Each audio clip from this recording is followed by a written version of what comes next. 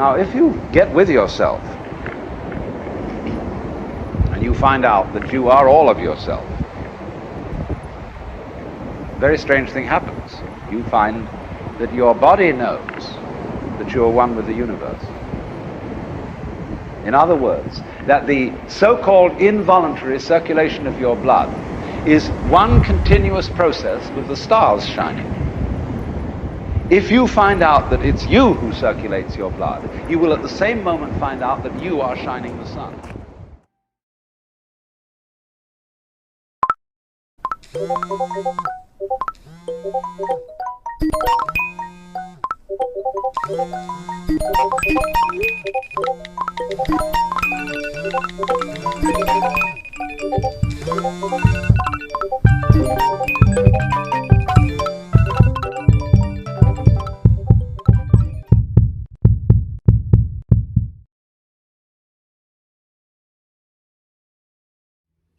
What's good, y'all? My name is Dana J. Gonzalez Alvarado. Preferably Dana if you don't know how to pronounce Dana. Dana's good. I took nearly a year off of social media and it made me a whole different person. No, it really did, but it just made me realize so much about my life and about just the world in general. So I want to make this one video into 3 parts. I want to talk about why I even chose to step away from social media, my journey throughout social media, and the things that I realized that blowed my mind after being away from social media. So the reason why I chose to stay away from social media was because it was getting very detrimental, not only to my mental health, but to my life in general. I wasn't being productive anymore with my time. I wasn't completing things on time. I was just endlessly scrolling through Instagram, through TikTok, and through Snapchat, not having my own life.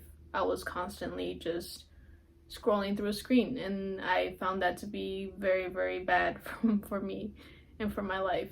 So I chose to step away. Not only that, but before I chose to step away, I was the type of user on Instagram to not be so active. The times that I did post, I would just post about my face, like a selfie. And even with that, I was paying attention to the numbers. I was feeling like, oh, what are people gonna think? I let it get to my head. I let the views get to my head. I let everything get to my head, even though I wasn't even an active user. I was like, okay, you know what? I need to step away because I'm feeling a lot of pressure for no reason, because the content that I'm putting out isn't even that big of a deal. It just didn't make sense to me why I was feeling the way I was feeling. And for me, the only solution to break that cycle was to just completely step away from social media, because I didn't have the discipline to just not touch my phone. If I didn't delete the apps that I deleted, I would have kept being on them. So I deleted everything, and things really just took off from there.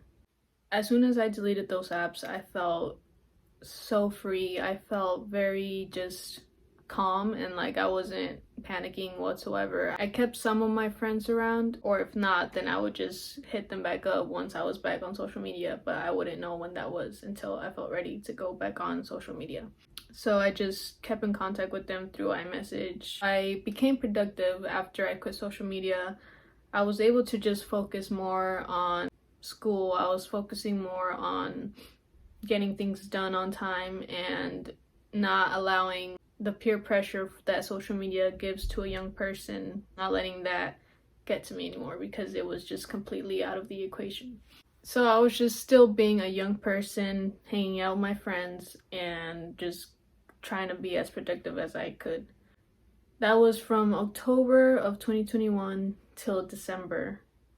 And then 2022 in January, I moved into a new apartment. I moved out of the slums. I moved out of the hood into a really nice area. I'm surrounded by nature now. It's a renovated area. Back where I used to stay, it was terrible. It was not renovated whatsoever, and we had a lot of problems there. So throughout my time away from social media, I accomplished getting a new apartment. That was like one of the first things that I was able to accomplish. Once I moved into my new apartment, I adopted a new mindset. I completely switched my whole mentality. I was going through my own depression. I was still like my motivation was up here, or my drive to learn, but my mental health was still like way down here.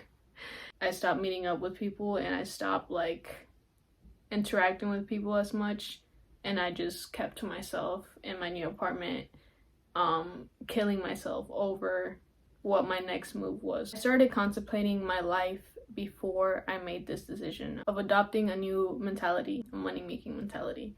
And I was essentially like attacking my own self. My own mindset and my own mentality and my own like spirit just didn't sit right with me whatsoever. Unfortunately, I am an adult now, and this is the time where my life is transitioning from teenager to adult. Another major transition that I made in my life was changing my major. So I'm a college student. I'm 20 years old currently, and my major that I signed up to major in college is business administration. I chose business administration because back in high school I took a business program, or I was in a business program where they taught us about business. They allowed us to make our own products. Pretty much what you see on Shark Tank was what I was doing, but in high school. And it was cool. I really liked it. I decided to keep pursuing that through college. The general ed classes got in the way of that. I wasn't balancing general ed with like hardcore math classes, and then a business class on top of that was so agonizing for me. I wasn't able to do it. I went through hell just trying to pass my classes. Some of them I didn't even pass, and even then I was like starving myself. I got really bad acne everywhere. I had a stomach disease because I wasn't eating. Like, it was so bad. And on top of that, I was still trying to balance like a social life and a college life and a work life all in one. And this was last year in 2021. So this happened last year. And it wasn't until this year where I just completely chose to start fresh with a new major, which is film. Film for me has always been my passion. It has always been the place that I go to receive happiness ever since I was a kid. I got played classic Disney movies, classic like animated cartoon movies, and I felt so happy just watching them. And I learned so many lessons because old school Disney and old school cartoon movies have a lot of like lessons. It provides a lot of wisdom for little kids. Compared to how they make it now, it's completely different. But back in the early 2000s, it taught me a lot, even as a kid. So that's where my happiness lied.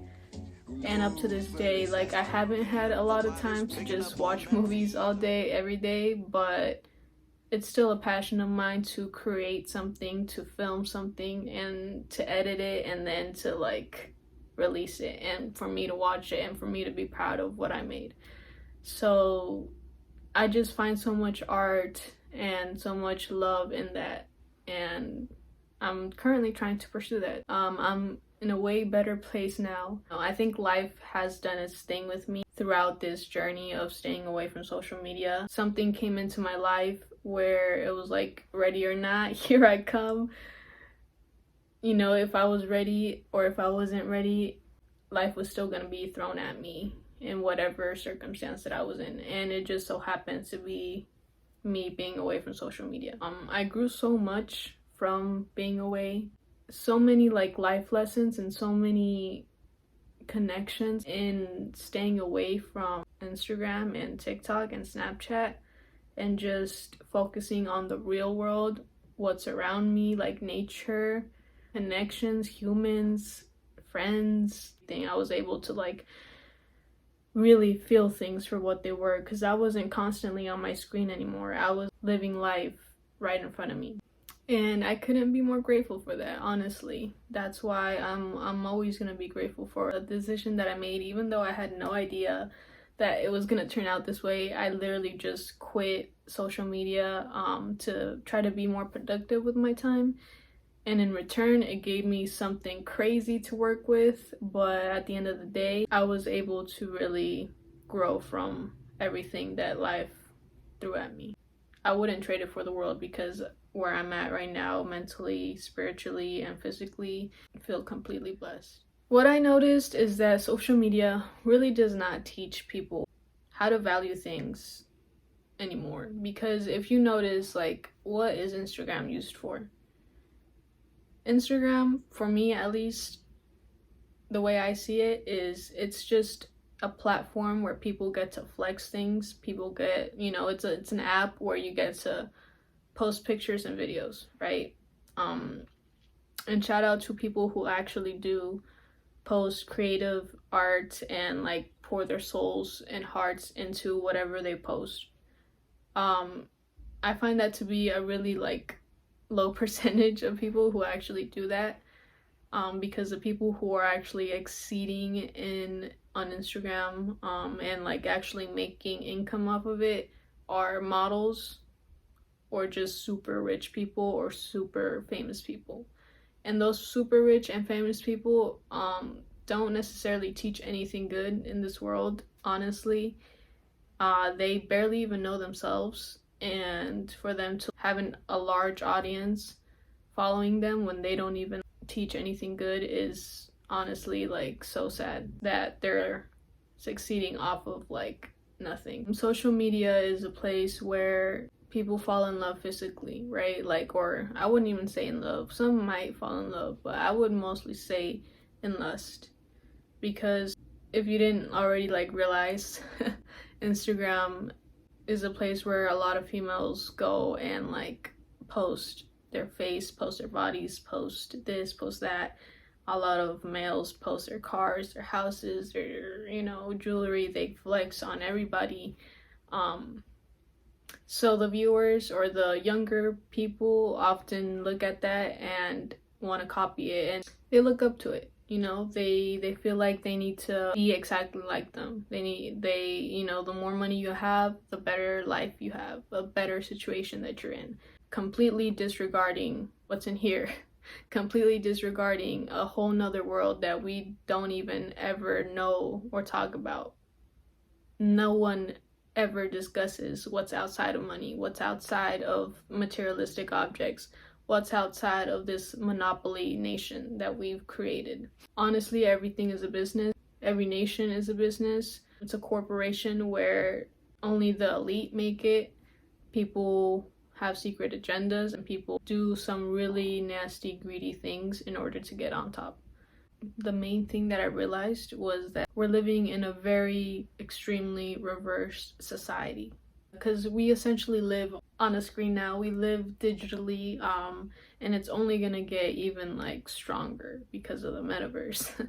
You have an entire generation that has access to an addictive, numbing chemical called dopamine through social media and cell phones as they're going through the high stress. They don't have the coping mechanisms to deal with stress. So when significant stress starts to show up in their lives, they're not turning to a person, they're turning to social media. They're turning to these things which offer temporary relief. Not only that, but there's a lot of fake people out there. A lot of people that don't know the meaning of a friendship, don't know the meaning of a bond, and don't know how to form genuine connections. And I would get really mad at people for disappointing me and letting me down and betraying me. It wasn't until probably 2-3 years ago something all of a sudden came to me, and I realized that the problems that people have, the reason why we're not able to connect, the reason why we're like every individual is the way that they are, the main reasons why we are like that is simply because of the way we were raised. What I came to realize is, depending on whether you had your parents in your life, some people had their parents, but their parents didn't teach them nothing about life, right? They didn't teach them universal laws. They didn't teach them about treating others with respect. They didn't teach them the basics about being a basic human being, even if they had their parents in their lives. Other people probably didn't have their parents in their life, but they still were able to grasp on the main like universal laws and the main ways of being a human, like a good human being. I was fortunate enough to have at least one parent in my life, not consistently because my parents were honestly like away most of the time because of work or other things, I don't really know. But I had a really lovely, wonderful mother who taught me the basics about being a good human being. She taught me how to love. She showed me so much love, so therefore I was able to give others love. She taught me respect. She taught me how to be calm and collective. And honestly, I just transferred that onto every other bond and relationship and friendship that I had in my life. I didn't realize that growing up until I became older and I was able to understand a lot more things. It's still important to not always like use that as an excuse for people to treat you wrong. It's not up to you to like excuse them and keep like messing with that person, because if they don't see where they're wrong and if they don't actually try to change it, then I recommend to like not continue your bond or your connection with that person. The way that I see things now is it all depends on how you grew up. It all depends where your morals are and where they lie. And social media has become a really big part of that. We know that engagement with social media and our cell phones releases a chemical called dopamine. Dopamine is the exact same chemical that makes us feel good when we smoke, when we drink, and when we gamble. In other words, it's highly, highly addictive. One of the most beautiful influencers or, leaders out there might be the most insecure and the most unhappiest people, but you will never know that because they don't choose to show that. So pretty much you're just looking up to someone who's so insecure about themselves and who aren't ready to face what's actually going on inside of them. I realized all of that, and honestly I chose to like not follow a lot of people. I saw the phoniness and the fakeness in a lot of people and a lot of leaders and influencers, and I chose to just completely separate myself from that. Follow new creators, follow artists, and follow people with a purpose who create art and who actually take their time and put in something meaningful. I recommend, if you're gonna stay on social media, I suggest that you really look and analyze at the people that you think are on top and the people that you look up to the most, and ask yourself, are these people actually like genuine people, or do they only put out fake things that you don't even know if they're real or not? So much fakeness around us to like have to be on top already when you're young, and not know the meaning and the value of working yourself up, right? Like starting from nowhere and just working yourself up, because we live in a generation where we can make money fast online. We can do this online. We can do that online. We can post a fake smile online and everybody thinks that we're cool, when in reality we're really not. And back then, before social media took off, I feel like things were more genuine. And I know like older adults are gonna agree with me on this. The energy that people gave out, I feel like was a lot more genuine and a lot more real. And those are the things that I value most nowadays. It's not how many likes I get on a post. It's not how many people watch my story. It's not how many notifications I can get in a day. Like, it's not any of that. Not only is social media like a place where people can like fake things, it's a place where the government has taken control of it. It's become almost like the fourth branch of the government. They use the media to spy on you, essentially. They use social media to get a lot of information off of people, and everything that you say, that you do, they know what you're up to pretty much. So ever since I changed my major to film, I had the options of taking certain digital media courses. I took film, I took digital media, audio production, and I took digital media and society, pretty much. So shout out to my professors, Donna Einstone and Michelle Brown. And I also have the knowledge behind why I'm talking about what I'm talking about. That's where my digital media and society class comes in. What the government does to technology. What they have been doing from way back from 2007 when President Bush was controlling things to now. Technology has obviously advanced a lot. Like the way that they spy on us is different now, but going back to like the very beginning. So this part of the video is where I'm going to talk about like heavier things, or like more factual things, not just like, you know, fakeness of people, but expose the leaders where you're living in right now. The United States, the US government, right? The people that actually control you and have the power to do anything to you. So I'm going to talk about the US surveillance and them spying on their people. So back in 2011, the USA had an agency called the NSA.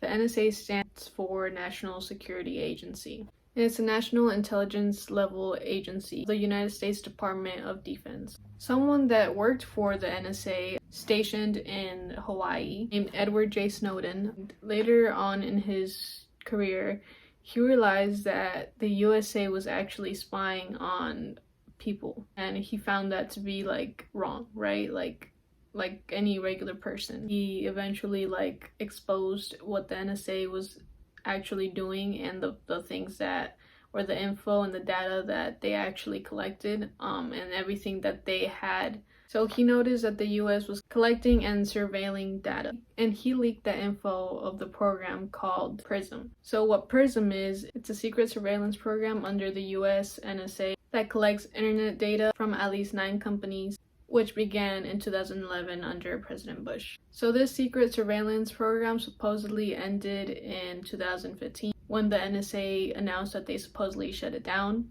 However, people knew that when they said that they shut it down, it just simply meant that they came up with better ways, because from 2007 to 2015, technology like evolved. So after 2015, it is believed that they actually came up with a new program called FISA, or FISA, FISA 702. And that was their new way of surveilling.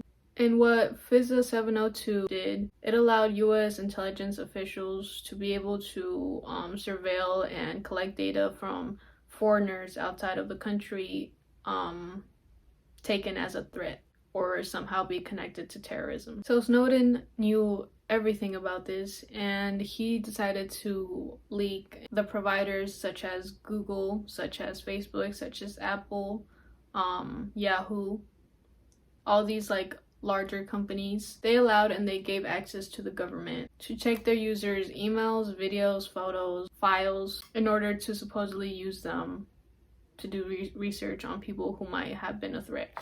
I believe, and many others believe, that the US weren't just like researching things for people who might have been a threat with like terrorism, but they also did that with Trump. Like they were spying on his Trump Tower, mainly because they thought that he was doing things with Russia, but it became way more serious than that.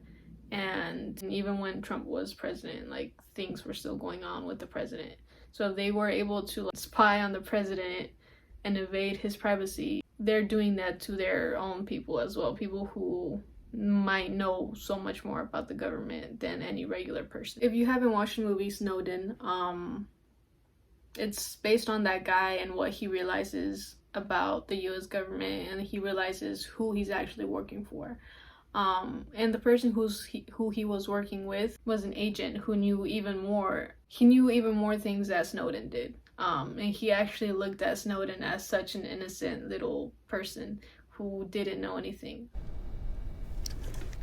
You got a little Snow White in you. Which makes me feel like the witch bringing you a poison apple. Here. Exhibit A. Oakland resident Justin Pinsky posted on a message board. Romania has a storied history of executing their leaders. Couldn't they do us a solid and take out Bush? How is this all possible? Keyword selectors. Attack, take out, Bush. So think of it as a Google search, except instead of searching only what people make public, we're also looking at everything they don't. So emails, chats, SMS, whatever. Yeah, but which people? The whole kingdom, Snow White.